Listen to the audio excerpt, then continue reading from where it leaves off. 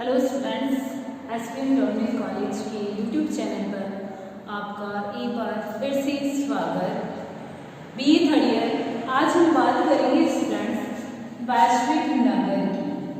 किसकी बात करेंगे हम? वैश्विक नगर या फिर ग्लोबल सिटी।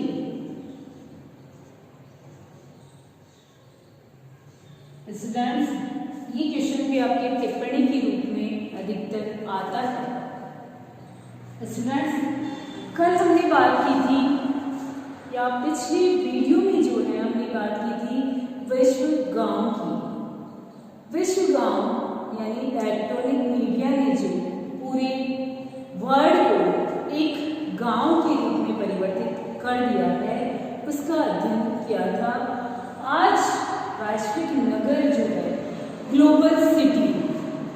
स्टूडेंट्स, वैश्विक नगर या ग्लोबल सिटी की जो अवधारणा है वो भी समाजशास्त्र की जो महत्वपूर्ण अवधारणाएं हैं उसके अंतर्गत महत्वपूर्ण मानी जाती है। विश्व नगर या वैश्विक नगर वे नगर हैं जो कि वैश्विक अर्थव्यवस्था के संगठनात्मक केंद्र है। इस तरह की अवधारणा तो यदि आपको ध्यान हो तो हमने कुछ वैश्वीकरण के अंतर्गत भी अध्ययन किया था।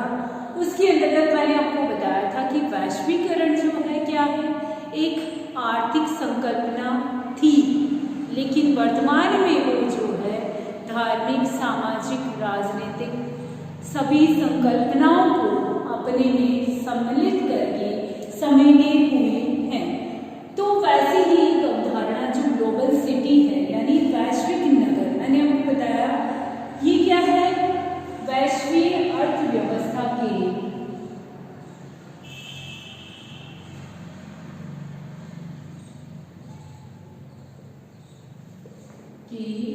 क्या है, संगठनात्मक केंद्र। कौन सी केंद्र है स्टूडेंट? संगठनात्मक केंद्र हैं इसके वैश्विक अर्थव्यवस्था के। ये जो महत्वपूर्ण अवधारणा है स्टूडेंट्स, इसका सर्वप्रथम प्रतिपादन जो है किसने किया? Saskia Sassen.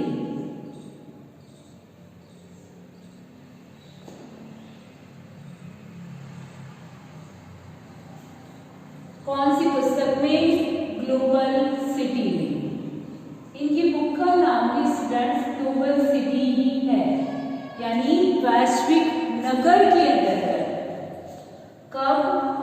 सन 1991 में सर्वप्रथम सस्किया ससेन ने अपनी महत्वपूर्ण पुस्तक वैश्विक नगर के अंतर्गत सन 1991 में वैश्विक नगर की अवधारणा का प्रतिपादन करने का प्रयास किया, या फिर यूँ कह लीजिए सन 1991 में सस्किया ससेन ने वैश्विक नगर की जो अवधारणा है उसको समाजशास्त्र में स्थापित किया, यानी स्थापित करने का पूर्ण श्रेय जो है किसको जाता है?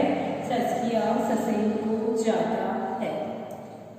देखिए, ग्लोबल सिटी के अंतर्गत वो इस अवधारणा का प्रतिपादन करते हुए क्या कहते हैं? सस्किया ससेन ये कहते हैं स्टूडेंट्स कि हालांकि हम ये देखते हैं कि वैश्वीकरण की जो प्रक्रिया है वो किनके बीच होती है? विभिन्न राष्ट्रों के बीच होती है। किनके बीच होती है स्टूडेंट्स? विभिन्न राष्ट्रों के मध्य होती है। किंतु ये प्रक्रिया जो है वर्तमान में बड़े बड़े नगरों के बीच होने लगी है। किसके बीच? बड़े बड़े नगरों के बीच। वैश्वीकरण मानी जाती है विभिन्न राष्ट्रों के बीच एक आर्थिक संकल्पना मानी जाती है, लेकिन वैश्विक नगर या ग्लोबल सिटी की अवधारणा के अंतर्गत ससेन ये कहते हैं कि जो आर्थिक संगठन या आर्थिक व्यवस्था जो होती है ये प्रक्रिया बड़े बड़े नगरों के बीच होती है, यानी बड़े बड़े जो वैश्विक नगर हैं या फिर महानगर हैं,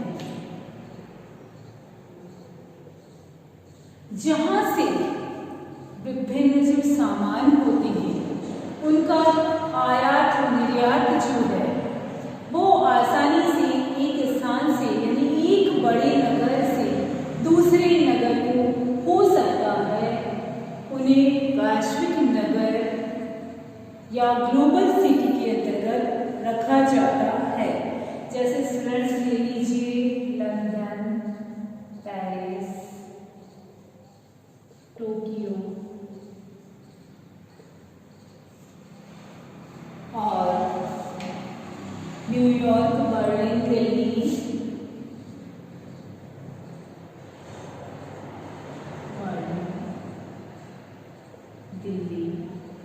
ये इत्यादि कैसे नगर हैं स्टूडेंट्स? वैश्विक नगर हैं। क्यों है? क्योंकि ये वैश्विक अर्थव्यवस्था के मुख्य संगठनात्मक केंद्र माने जाते हैं। इसीलिए इन विभिन्न नगरों को वैश्विक नगर की संज्ञा दी जाती है। स्टूडेंट्स, वैश्विक शहर को power city, world city, alpha city या फिर वर्ल्ड सेंटर भी कहा जाता है। क्या कहा जाता है? वैश्विक नगर को power city, world city, alpha city या वर्ल्ड सेंटर भी कहा जाता है। इस प्रकार से जो वैश्विक नगर हैं वो आर्थिक नेटवर्क में प्राथमिक माने जाते हैं। यानी प्रमुख रूप से ये एक कौन सी संकल्पना हो? आर्थिक संकल्पना हो, क्योंकि आर्थिक रूप से विभिन्न आयात निर्यात जो है इन विभिन्न नगरों के बीच ही होता है, जबकि वैश्वीकरण जो होता है वो विभिन्न राष्ट्रों के बीच होता है। स्टूडेंट्स, विभिन्न विद्वानों ने या फिर सस्किया ससेन ने वैश्विक नगर की जो है अनेक विशेषताओं को बताने का प्रयास किया है। सबसे पहली विशेषता जो बताई है वैश्वीकरण के लिए, उन्होंने ये बताया कि वैश्वीकरण की नीति निर्धारण में विश्व नगरों का महत्वपूर्ण स्थान है। सही अर्थों में वैश्विक अर्थव्यवस्था का जो निर्धारण है, यानी वैश्वीकरण की जो नीति बनाई जाती है, उस वैश्वीकरण की नीति का निर्धारण करने का जो कार्य है वो कौन करते हैं स्टूडेंट्स? वैश्विक नगर करते हैं। क्योंकि मैंने आपको बताया ये एक आर्थिक संकल्पना है, यही वह सुविधाएं उपलब्ध हैं जिनकी वजह से आयात और निर्यात आसानी से एक स्थान से दूसरे स्थान पर हो सकता है। इसके अलावा विश्व नगर जो है वो वित्तीय और विशेष परामर्श के केंद्र भी माने जाते हैं। वित्तीय व्यवस्था, आर्थिक जो संकल्पना है, आर्थिक संगठन जो विभिन्न नगरों के बीच होता है, उससे संबंधित जो वित्तीय व्यवस्था है, वित्तीय संगठन जो है या फिर उससे संबंधित जो अनेक विशेष प्रकार के जो परामर्श दिए जाते हैं, उन परामर्श को देने का जो कार्य है वो वैश्विक नगर के अनुसार ही होता है। क्योंकि ये नगर जो है क्या करते हैं? वस्तुओं का उत्पादन नहीं करते हैं, परंतु आर्थिक विकास को प्रभावित करने का महत्वपूर्ण कार्य जो है इन वैश्विक नगर के द्वारा किया जाता है। उत्पादन यहाँ नहीं होना है, लेकिन जो आयात निर्यात हो रहा है उससे संबंधित जो विभिन्न नीतियों का निर्माण हो रहा है, उन सभी में महत्वपूर्ण भूमिका निभाने का कार्य जो है स्टूडेंट्स वैश्विक नगर के द्वारा ही किया जाता है। क्योंकि वैश्विक नगर जो होते हैं वो विश्व बाजार होते हैं। क्या होते हैं स्टूडेंट्स? वैश्विक नगर जो है वो विश्व बाजार होते हैं, जहां पर वित्तीय और सेवा उत्पादों को खरीदा और बेचा जाता है। ये बात मैंने आपको बताई थी कि वैश्विक नगर में आयात निर्यात उत्पादन नहीं होना है, मंगवाना है, ये सारे कार्य जो है किसके अंतर्गत किए जाते हैं स्टूडेंट्स? वैश्विक नगर के अंतर्गत ही किए जाते हैं। अगली महत्वपूर्ण विशेषता जो वैश्विक नगर की आती है वो ये आती है कि जो वैश्वीकरण की अवधारणा है, इस वैश्वीकरण की अवधारणा के लिए जो नए बाजारों की व्यवस्था होती है, ये नए बाजार भी किसके द्वारा खोजे जाते हैं? इन वैश्विक नगरों के द्वारा खोजे जाते हैं।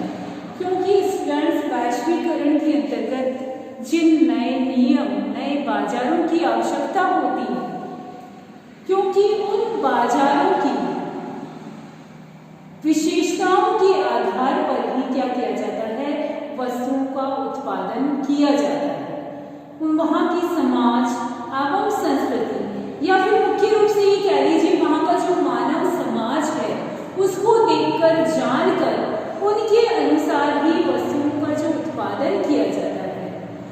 उन वस्तुओं के उत्पादन के लिए जो बाजार चाहिए, उन बाजारों की व्यवस्था जो है, या यूँ कह लीजिए नए बाजारों की खोज जो है, वो वैश्विक नगर के द्वारा ही की जाती है।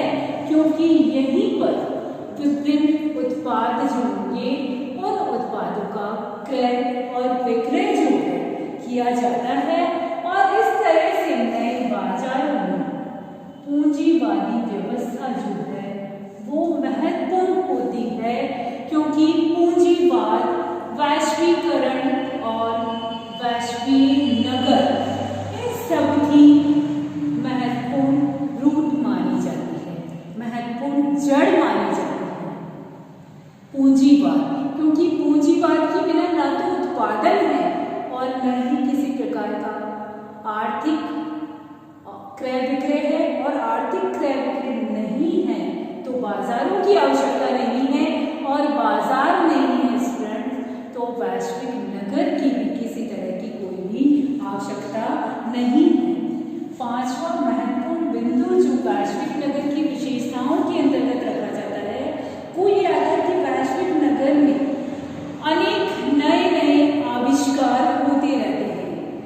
वैश्वीकरण के आधार को मजबूत बनाने का कार्य जो है वो ये नए नए आविष्कार ही करते हैं। यानी नए बाजारों के साथ साथ पूंजीवादी व्यवस्था को विकसित करने के साथ साथ जो वैश्विक नगर है वो नए नए आविष्कारों के महत्वपूर्ण स्रोत माने जाते हैं।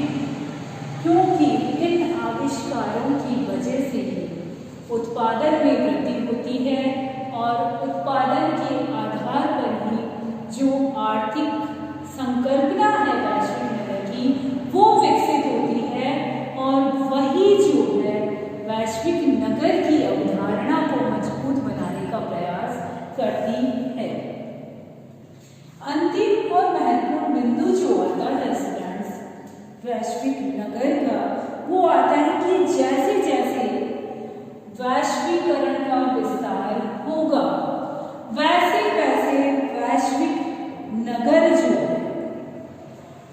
या वैश्विक नगर की जो संख्या है उनकी संख्या में वृद्धि होती जाएगी। क्यों होती जाएगी? विश्व नगरों की संख्या में वृद्धि होगी, साथ ही साथ उनका आकार भी बढ़ेगा। किसकी वजह से? वैश्वीकरण की वजह से। वैश्वीकरण में क्या हो रहा है? राष्ट्रों के बीच आदान प्रदान हो रहा है, आर्थिक रूप से आदान प्रदान जो है राष्ट्रों के बीच हो रहा है। और ये किसके थ्रू भेजे जाते हैं? आदान प्रदान, आयात निर्यात जो किया जाता है वैश्विक नगरों के द्वारा किया जाता है। तो ये वैश्वीकरण क्या कर रहा है? आयात निर्यात को विभिन्न राष्ट्रों के बीच बढ़ावा दे रहा है, और वैश्विक नगर जो है विभिन्न नगरों